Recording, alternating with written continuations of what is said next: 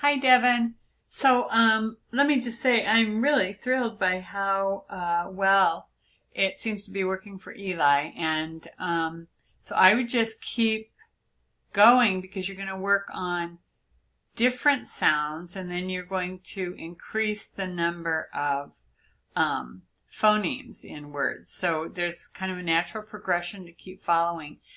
And it sounds like your visual explanation was really helpful for him. So continuing to use some visuals to show him and then take them away and have him do them independently. And then I do understand some of the activities might be too young for him for the sounds. And so let's just see how he remembers. That was the problem, is he was not remembering the letter sound. He was not automatic with the letter sound association for the N. And if he's firm with that now, if you can kind of get some evidence of that, then what we might do is just look to the experiences that are associated with some of the other sounds he doesn't have, and try those and just do that experience part and perhaps some other kind of reinforcement that may be different from the program. So here is, I've gone to the discussion thread and I'm right at to the discussion board, and I'm now at start a new thread. I just want to make sure you're kind of following each of the steps because there are several.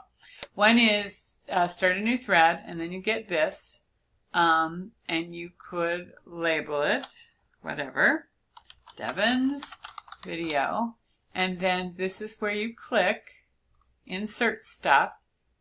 It sounds like this is where you're having a little bit of trouble. Maybe if you go to, you want to do My Media, and then, see, I've uploaded a couple already, and you're going to add a new. And then if you do Media Upload,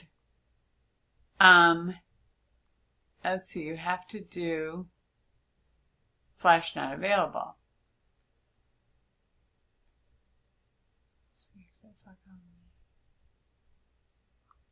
Well, I don't know what that means, but allow for now. There you go. So Flash is not available. I'm not sure what that means.